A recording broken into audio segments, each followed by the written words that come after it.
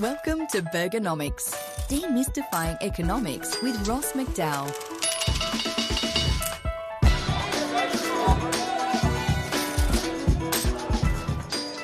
Welcome to the Burgernomics podcast, where we demystify economic events and concepts that affect your everyday life. I'm your host, Ross MacDowell. Have you ever felt that you were taken advantage of in a commercial transaction? Maybe it was the way you were treated by a bank, or maybe it was just any other company and you just felt ripped off. Some of the emotions you may have felt after that encounter were bitterness toward the seller, a sense of unjustness that that seller was still allowed to continue in business. But your worst emotion was that of powerlessness. Who was going to stick up for you against the perpetrator of that injustice, who may also have had a huge legal department packed with lawyers? Then came along Professor Allan Fels, nicknamed the consumer watchdog. In 1995, Professor Fels became the inaugural chairman of the Australian Competition and Consumer Commission, the ACCC for short. In his zealousness to protect Australians from bad corporate behaviour, Professor Fels became one of Australia's most well-known public figures. I had the honour of being taught economics by Professor Fels at Monash University, and his tenacity and energy in the field of economics continues unabated to this day. Professor Fels, welcome to the Burgernomics podcast to help demystify how competition either does or sometimes does not protect Australian consumers.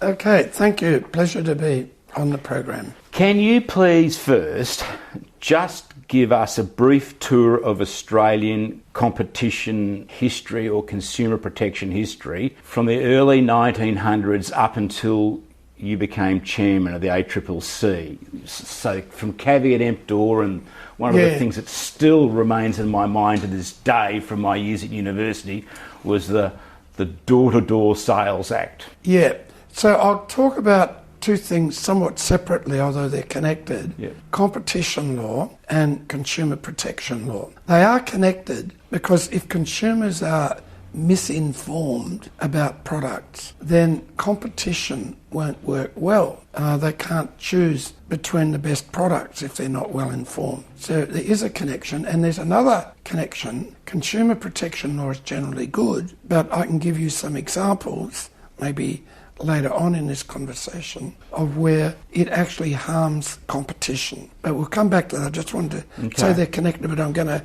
separate them. Now, on the competition side, in the United States, it all got started with the Sherman Act in about 1895. And that was a general attack. In those days, it was on big business power being harmful to small businesses and maybe consumers. And we copied that in 1915 with the Australian Industries Preservation Act, but that was declared effectively unconstitutional by the High Court in 1921, I think, Huddart Parker. And only in the 1960s did they reverse their attitude. So in 1965, the Liberal Country Party coalition introduced a fairly weak restrictive practices law, and then in 1974, Labor, led by Lionel Murphy, established the modern law. It was then called the Trade Practices Act, now the Australian Competition and Consumer Act. Now, it was a strong law. It had an outright prohibition on cartels, anti-competitive mergers, abuse of dominance. We can talk about what that means in a minute. Sometimes they can be authorised if, despite the harm to competition, there's some benefit. And then the Australian Competition and Consumer Commission basically applies that law regarding cartels, mergers and monopolies taking advantage of their power, monopolisation. Let's just go through those technical terms. And so you've got oligopolies, monopolies, duopolies, cartels, collusion, which are considered restrictive trade practices. Yeah. So an oligopoly is a collection of companies getting together in a free marketplace, but having a bit of a chat behind closed doors. Well, an oligopoly, certainly you start with monopoly. A firm's got real market power. It can charge the prices that it largely wants to, it doesn't face any competition. Oligopolies are where there's a small number of firms which, whether they talk to one another or not, they dominate a market. So you treat them as a collectivity. So if there's just two firms in a market, that's a duopoly. So there are tight oligopolies where they really have enormous market power. They have to collaborate. In Australia, what would have been some examples that you've seen of that? Well, I mean, just taking popular ones, take retail. You've got Coles and Woolies would be oligopoly. They've got a fair bit of power. Now, we can have a discussion of the extent to which Aldi, IGA and all those people, Costco, other things, somewhat limit their market power. Airlines, it's somewhat similar. Pretty concentrated, not a single monopoly, but fairly concentrated. There's quite a range of others in Australia with either a monopoly or a small number of competitors. Now, under the law, there's no law about them watching one another and, you might say, cooperating, but the restriction is that if they talk to one another, then they're breaking the cartel law. So what we've got is, we've got an economic problem, concentrated market power, and then we're not very happy with some of the things they do, so to speak, together. But all the law does is it tackles them when they actually talk to one another and agree. Okay, and so those are restrictive trade practices, and we legislate against them because we want to protect a consumer. Over the last 80, 90 years, how have we protected the consumer? Because we started off with this legal maxim, didn't we, caveat emptor, which was basically saying to the consumer, you're on your own. Yeah. If you buy a lemon of a car, that's your problem. Yeah. Well, the best protection for the consumer is genuine competition, but that depends on the market being informed. So we just have to have a look at consumer protection law. Now, up till 1974, we did have bits and pieces of consumer protection law. You mentioned to me door-to-door selling restrictions, weights and measures, a number of things like that. But the big bang in consumer protection was the consumer protection law that was part of the old Trade Practice Act, now part of the Australian Competition and Consumer Law. And that has several features. They get a lot of publicity. The biggest one is the prohibition on any business engaging in misleading or deceptive conduct. And that can be outright failing to tell the truth. Sometimes it's just not saying certain things, but an act of omission can be just as deceptive as an outright lie. So when the law was brought in 74, there was outrage from business. Such a general law prohibiting anyone in trade and commerce from engaging in misleading or deceptive conduct, that could cover anything. But in fact, the application of the law has been quite sensible and very useful. It's led to much better marketing practices, but every day there are examples, nevertheless, of deceptive and misleading conduct. Okay, but Australia has a market capitalist economy, yeah, which broadly means that the laws of supply and demand create a market that freely operates, creates competition. If we've got the laws of supply and demand working efficiently, why do we need restrictive trade practices legislation? Because surely those companies, if there's competition, won't be able to compete properly. So let's go back to what the founder of modern economics, Adam Smith, said. He was the one that got the idea across that if individuals, including businesses, traders, labour, everyone, just pursues their own self-interest, that gives them a huge incentive, you'll get the best results.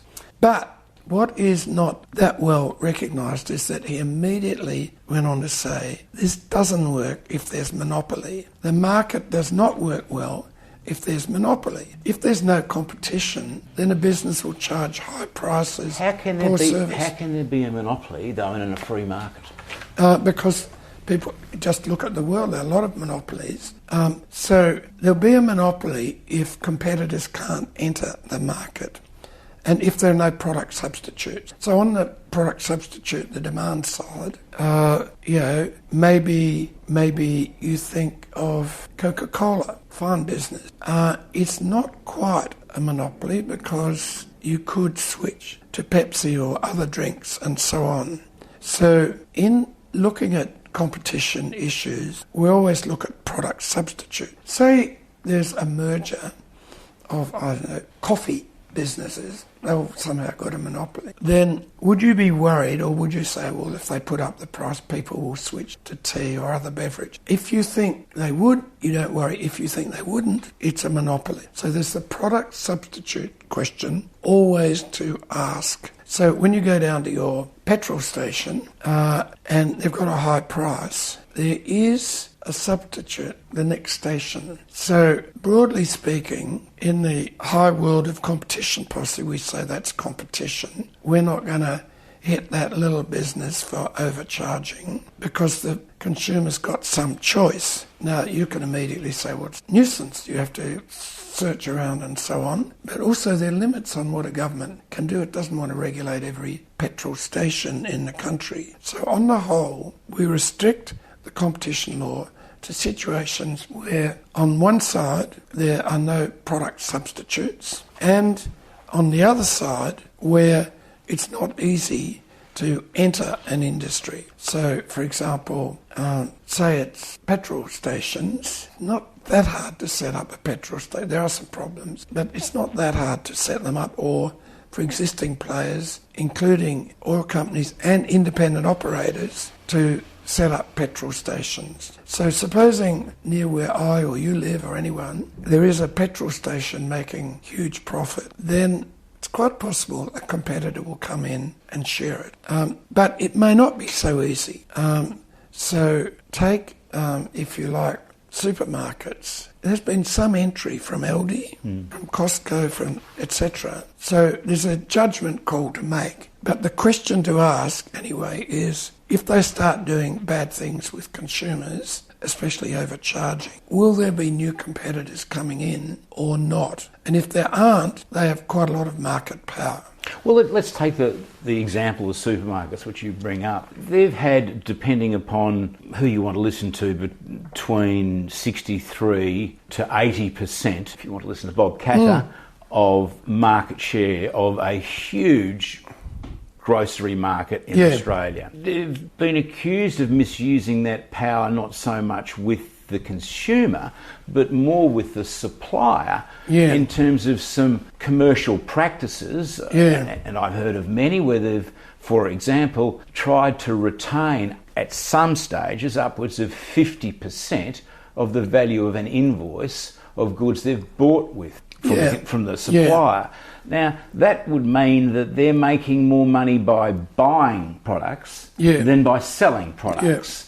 And therefore the consumer just simply exists as a clearinghouse for them to make money from suppliers. And if you have a whole string of huge multinational corporations, Unilever, Procter & Gamble, Gillette, etc., that see their Australian operations as a rounding error in the corporate bank account and so are willing to pay what would seem to be extortionate listing fees and percentages of their invoice as discounts, surely that's not supply and demand working. No, I think there is a real problem there on the supply side of the big retailers. Their buying power is considerable. I do think, without wanting to defend them, we have to be a bit careful with retailers because it's just natural that there'll be a huge number of complaints. Self-interested complaints, self-interested publicity about their being screwed by the retailers. So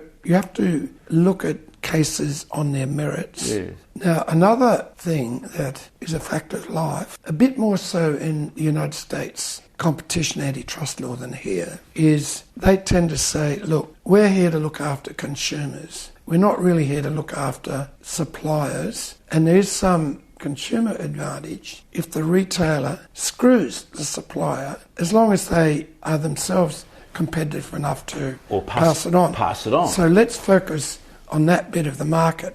Now, I don't entirely agree with that, but it is an issue. Now, with the ACCC, it's always wrestled with this question, partly because there's so many complaints. But in recent times, it has taken serious effective action against Coles and I believe Woolies. I'm not so sure about Woolies, but there was a case about Coles engaged in so-called unconscionable conduct, where they really did screw their suppliers. And they got fined and penalties and damages and bad publicity and so on. So, yes, there is some exploitation of suppliers. I wouldn't discount as much as you have in your comment the power of the bigger suppliers. You know, you mentioned Unilever and all these. They're not doing that badly.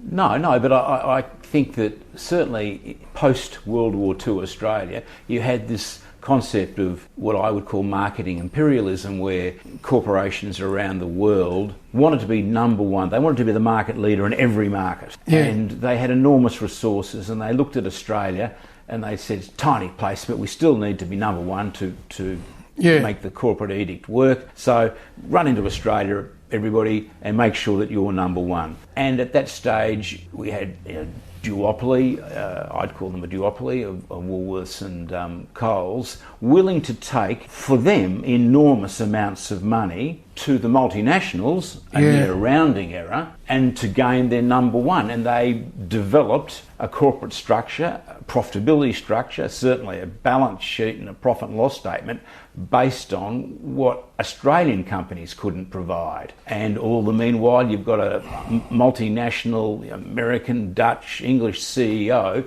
sitting in the chair wanting just to be number one at any cost so that he could be rushed back to head office and he get his next promotion.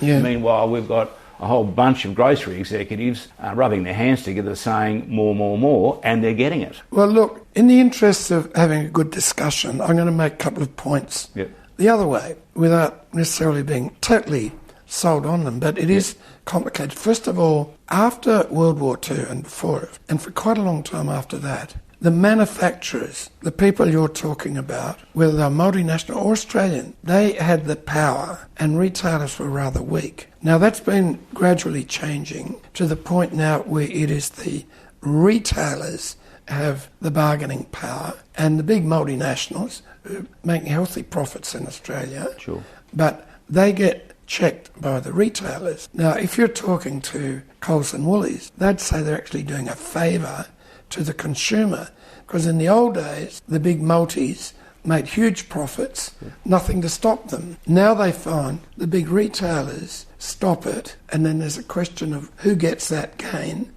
Let's say it's shared between the big retailers and the consumers. So that's one aspect of the history of things that should be borne in mind. Okay. Looking at the concept of monopolies and those restrictive trade practices, would you say that as a country, we started off huge geography, tiny population, we were never going to be profitable in so many markets for private enterprise to come in and provide services that we would need to develop as a country? And so the government was forced to provide licenses, monopolies to certain industries or companies to have those services provided. I mean, they might be government departments such as the Postmaster General's Department in 1901 or various things. That's been the granting of monopoly power has been a very necessary thing for Australia's economic development. Yeah, look, I find it hard to judge whether the government's got it right or wrong setting up the monopolies in the first place. It is, if I look up my textbook, why not just open it up to the market from the beginning and have some healthy competition?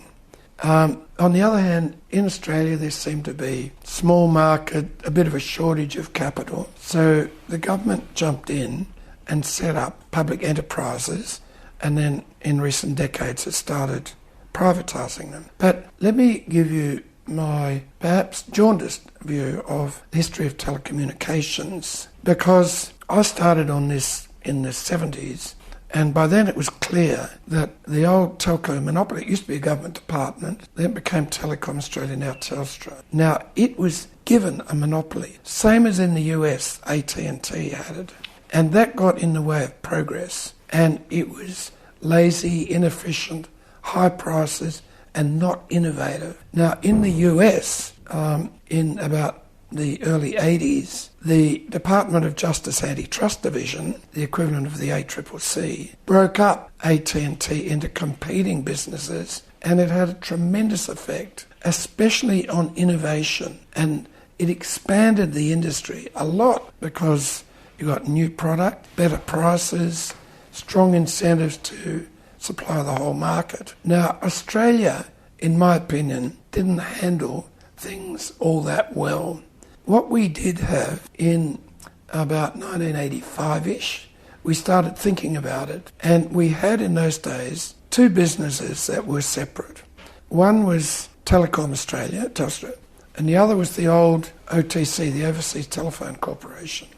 So if you wanted to call overseas, you went to OTC, local, Telstra. Now, what would have been ideal would have been if, when they deregulated, those two were left to fight it out, because they each had a stranglehold on something. Telstra had the copper wires into your home, and OTC, you had to go to them to call internationally. If you'd removed the restrictions in that way, you would have, neither of them would have become terribly dominant, but OTC would have certainly challenged Telstra on domestic phone calls. Telstra would have challenged OTC on international, and the result would have been you had two serious, almost evenly matched competitors. But that's not what happened. The government, foolishly, in 1990, merged them. Paul Keating fought it. A lot of people fought it. But the government caved into union pressure from Telstra. It didn't want a competitor. And so they merged, and you got this enormously powerful Telstra. And then the government said, all right, someone else can come in, be Optus. But Optus started a long way behind. It was a weak competitor, and it didn't have some stranglehold on something that would have made Telstra have to come to it to get some favours.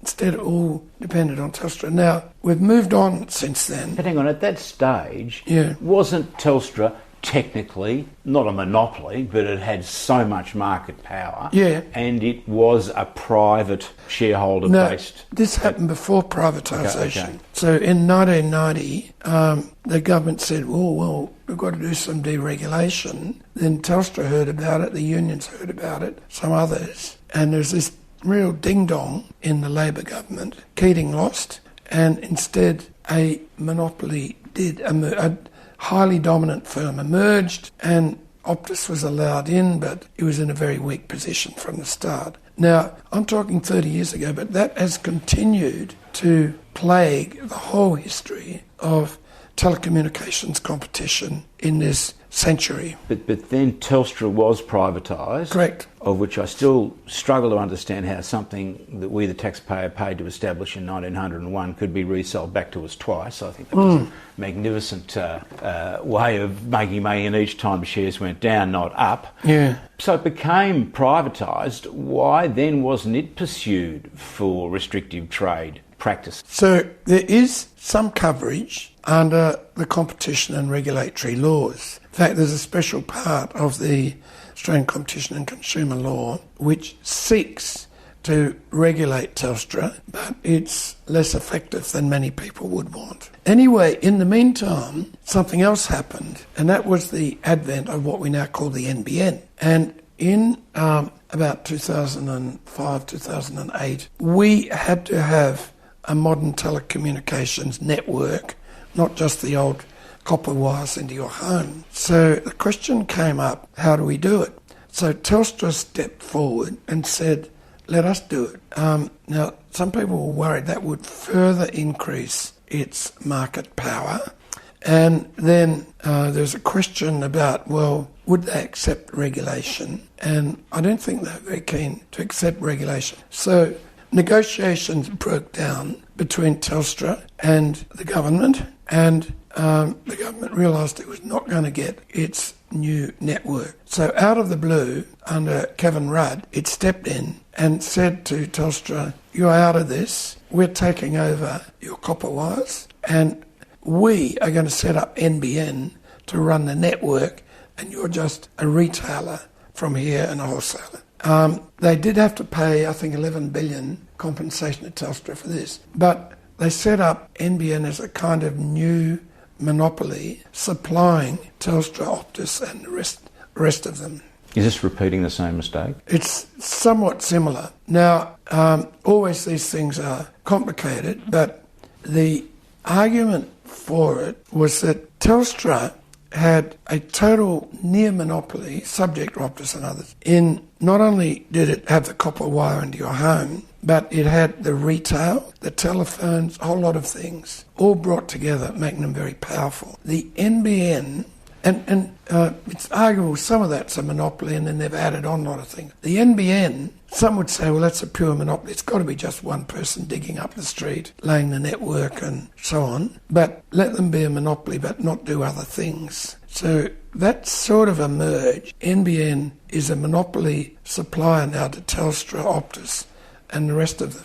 But the world is changing, and that monopoly of NBN is being challenged, well, by mobile phones and by other things. But it's like a bit of a crack record that we've got a government in a free market economy that seems to be setting things up in ways to create problem situations that keep on reoccurring. Yeah. Do you agree with that?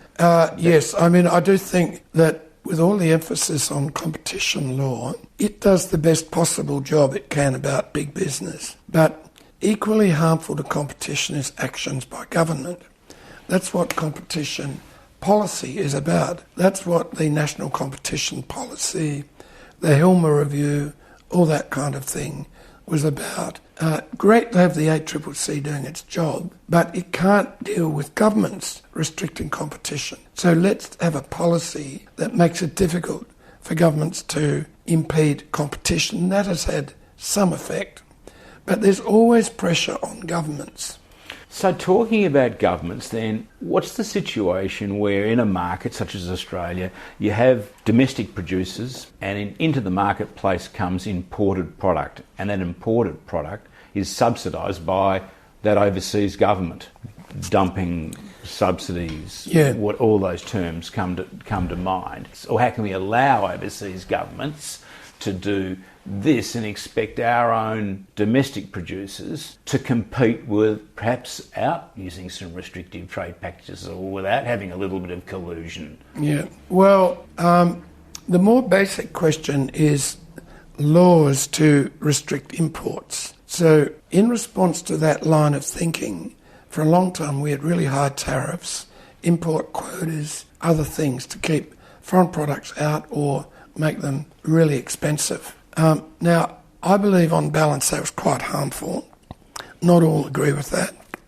But that's the consensus of governments, the political parties. So we've basically got rid of that protection. But there's one important bit left which relates to your question. There are anti-dumping laws and they are heavily applied. Australia, in fact, goes around the world bragging that we have, deregulated international trade. In fact, we've got one of the most restrictive dumping laws. And in my opinion, the dumping laws go far stronger, wider, deeper than they should. So there's plenty of protection there. Okay. I want to get back to the idea of governments providing protection for whatever their reasons in certain industries or certain companies. And so to mind, I think about the four-pillar banking policy, which I can understand decades ago served a purpose because those banks enjoyed certain facilities from the Reserve Bank so that they would never go broke. There wouldn't be runs on them. They wouldn't go broke. Lender of the last resort, which now don't apply to the same degree. State casino licences where you've got one casino operator. In all of these examples, we seem to have allowed that protection has created corporate culture that has started to degenerate, become self-righteous, deny, and in many cases it leads to a royal commission. How do we avoid providing protection that leads to a royal commission? Yeah. So, again, I think I'll go back to dear old Adam Smith. He said, take it as given that people will be greedy, pursue their own economic interests and so on. You're not going to change that aspect of human nature. The best we can do is force upon them competition. Competition broadly protects the consumer from abuse, and also a bit of consumer protection, protect against false information. So that's the basic thing. It's not going to stamp out. But how do you greed. do that? Okay, so with banking, they did that to a degree. Was it Paul Keating that deregulated the banking segment? And that certainly did bring competition to a degree. But it still allowed these four banks that you could call an oligopoly in some ways, because they have 90+% of the Australian home mortgage market. 60% of their assets or more is tied up in first home mortgages. They're have acted in an inappropriate manner because they are an oligopoly. How do you police that? Competition didn't work there. No. It didn't straighten them out. Yeah. Dead people were still being charged financial fees. Yeah. So I think there's been weak regulation of them, and that's what Haynes said. And the regulation of concern to you is mainly an ASIC problem, Australian Securities and Investment Commission. I know all about it because the Wallace inquiry in 1998 into banking more or less said the job's not being done by ASIC. The only dinkum regulators, the ACCC, we'd like it to take over a lot of this, and the banks stopped that. The banks are a really powerful lobby, and they have managed to stop many things being done. Even with Hayne, a lot of the Hayne recommendations, which were not that strong, have been undone. You may remember that Hayne had this statement, why not litigate? What he meant by that was, if you're the regulator, someone's breaking the law, you should start with the assumption you'll take some action about it. Why not litigate? In fact, that was not the approach the old ASIC took. It was more, well, let's quietly fix this up or ignore it. Why? Why were they soft? Oh, there's a whole long history. The culture has been not very strong about law enforcement. There have been some other things they're meant to do. They're meant to be half friendly, half unfriendly to business. There's much to be said for putting all their law enforcement in a separate box from the other things they do. And the whole history, unlike the ACCC, had a much harder law to apply, and there were not so-called civil sanctions, which are fairly easy to apply. They grew out of a culture. They were state regulators. They formed a national one that took a lot of settling down. But for whatever reason, ASIC has not really delivered. Okay, so is there a hope that in the future they will deliver? There is the possibility they'll improve, yeah. Let's see. When you talk about bank lobbying, lots of companies lobby. Why is bank lobbying more effective than other industry sectors lobbying to allow them to continue to act as an oligopoly? They're much closer to the top parts of government, such as Treasury and so on. Also, they've got great scare stories. If the banking system goes under, we all go under. So governments are very cautious about doing things that affect bank stability. So bank stability is often used as a justification for not being a very competitive market. Even today, as you talk to me, I was just looking over an article by someone serious in the Australian Financial Review, just saying, well, I'm a bit cautious about introducing too much competition into banking because in America, there's more competition and they have more bank failures. Just at the time we're talking, this Silicon Bank went under, and the claim is there's too much competition. I think it's a lot more complicated. But, well, we're not going to have a Silicon in Australia because we've got 4 big banks and, they're all rather conservative and they're not likely to go under. In America, they might. Are our 4 banks still technically underwritten by the Reserve Bank? They used to be technically as lender of the last resort, etc., etc. Yeah. Some of them at certain capital ratios, whatever. Is that still technically the case today? Well, look, I find it I'm not quite sure the correct technical answer, but I can tell you a few things. They're absolutely required by law to hold a certain level of reserves. So they've got enough if there's a bank run on them. Even if there is a bank run on them, despite that, then we all know the government would come to the rescue, but it's not a stated government policy. Was it used to be, wasn't it? No, it was unstated all the way along, but it was in fact the way it was. And then where I'm just a little bit unclear is that it is sort of definitely the case, I don't know if it's legally the case, say a bank went under, then consumer deposits would be protected. I think that is the law, but the bank itself would not be protected. Right, so the corporate structure could go, but the underlying assets were basically safe. Yeah. What I'd love to know is, in your time as chairman of the ACCC, you must have come across some fantastic cases of companies doing some pretty weird and wonderful things. I heard a little, I don't know if it's urban myth or not, where you once pursued an air freight company and provided certain proof that they had broken the law. Is that truth or urban myth? Could you tell us that story? Actually, I'll take a minute or two to tell the story because it brings out what we've been talking about. So in the 70s and 80s, TNT and Main Nicholas dominated so-called overnight freight express, delivery of parcels, packages, other things interstate. And they had a secret agreement that they would divide and share the market. So TNT had this bunch of customers who they called their pets. Main had that bunch called their pets. They agreed not to compete with one another, which meant they could get up prices, poor service. And if someone on that side came to the supplier on this side, certainly Sir Madam will give you a quote, they'd find out what their price was from the competitor and, give them a much higher price. And if they switched, they then had to find a replacement. So they get rid of one of their customers with poor service. Their urgent packages from Sydney to Melbourne would end up in Darwin for a few weeks. Things of that sort. So that was a cartel, and it was stopped and they were fine. Now, the next thing was that some small businesses saw all the profit was being made and tried to enter and compete. But the big fish got private detectives, followed them around, saw which customers they were approaching. Suddenly the big fish went to those customers and offered predatory prices. So say it was $50, get something from Sydney to Melbourne, they'd offer a price of $20 to eliminate the small guy. That's monopolisation, abuse of market power, a breach of Section 46 of the Act.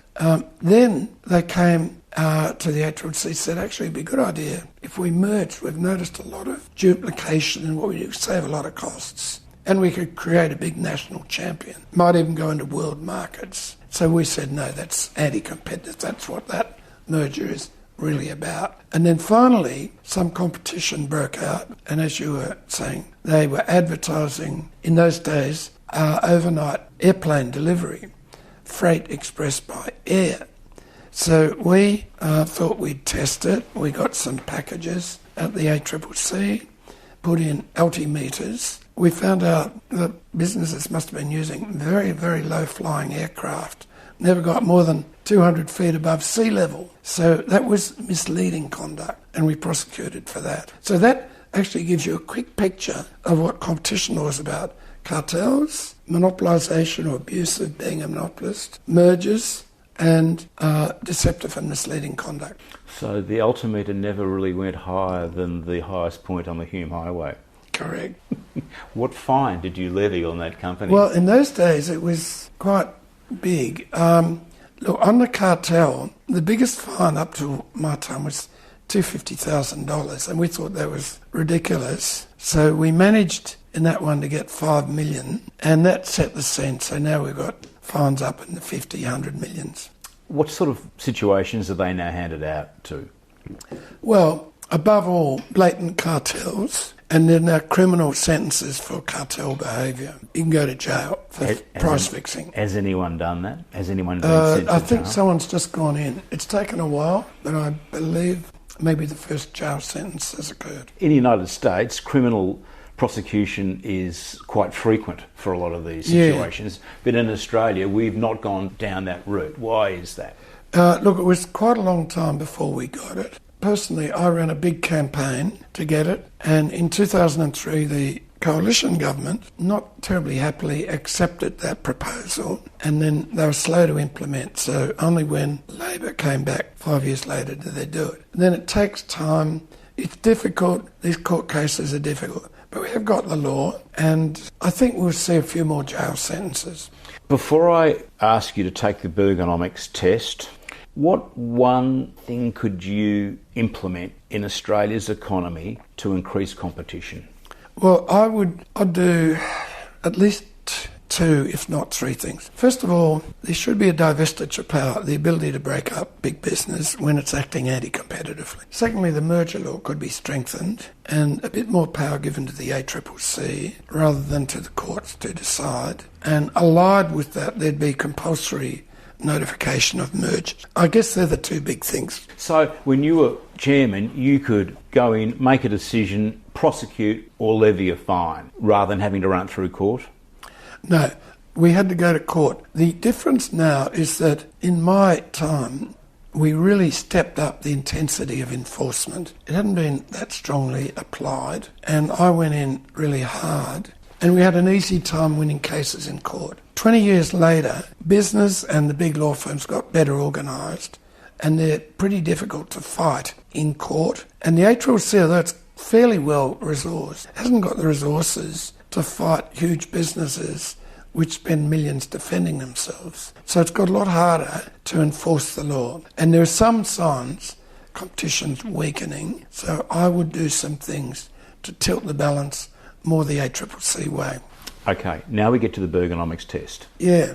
This is where we apply your areas of expertise, the area of competition, to the common hamburger. We're taking something that everybody understands, most people eat, because I believe that economics applies to everything and there's a knock-on effect. In terms of our competition law, our restrictive trade practices, where we've been, where we're going, what effects has that had on our common hamburger? Look, it's not had much. It's a naturally competitive market, and there are many, many suppliers of it. And there haven't even been mergers of great concern there. I suppose it's imaginable in an unregulated world. Some burger producers would get together, try to form a monopoly, but as I said, there are entry possibilities. Someone would come in and compete with them. So it's naturally quite a competitive market. And just look out there, there are a huge number of suppliers of hamburgers, both the firms with brands, but a lot of others supply them. So I don't see a big competition problem there at all. Again, if they agreed on price, the Act would stop that. But there are not many, but a price agreement is not viable in the market because, say a bunch of people got together, put up prices, someone new would come in and compete against them. But at least the law stops any agreements on prices, even though those agreements wouldn't work. The main thing that worries me about hamburgers is that, according to my textbooks, prices are meant to be the same everywhere around the world, and they're nothing like that. Because? The textbook assumes competitive markets well inform no transport costs. But that's not the case. That's not the case. Professor Allan Fels, thank you for spending the time with an old student of yours from a long time ago who you did an excellent job on because he's still spouting the power of economics. Great. Thank you very much. Thank you. It was great to catch up with Professor Allan Fels, who taught me labour economics at Monash University in the 70s before he was appointed the inaugural chairman of Australia's Competition and Consumer Commission, becoming Australia's most well-known regulator. My takeout from our discussion about trade practices disadvantaging consumers was, well, it's not all that simple. Governments allow monopolies to exist sometimes for good reason, but other times have failed to stamp out behaviour which has disadvantaged consumers. The core of why monopoly and oligopolies emerge is human nature. Everybody is naturally motivated towards self-interest, and with self-interest comes a propensity to take advantage of consumers. This includes government departments and private companies which have been allowed to evolve into monopolies and oligopolies. These organisations then develop bad cultures, and Australia has a checkered history of policing that behaviour, even though the laws exist to prosecute it. Conflicts arise when big business is effective in persuading government from not enforcing its own legislation. Effective competition in the marketplace, which provides consumers with choice, is the best way to prevent companies developing anti-consumer practices. I hope you enjoyed my discussion with Professor Fels as much as I did. He was one of the economists responsible for my lifelong passion for economics. If you haven't already, please follow Burgernomics on your favourite podcast channel or visit the Burgernomics podcast website and subscribe so you never miss an episode.